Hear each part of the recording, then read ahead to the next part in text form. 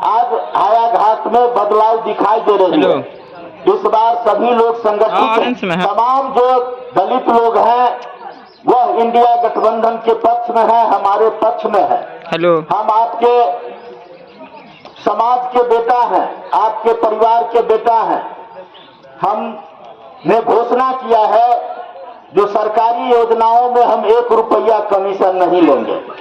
विकास का जो काम होगा उसमें हमने संकल्प लिए हैं, और अगर आप लोग सलेश बाबा को मानते हैं तो हम यहाँ सलेश बाबा के ये स्थान में ये कहते हैं जो श्याम भारती आपका बेटा 1 रुपया कमीशन नहीं लेगा।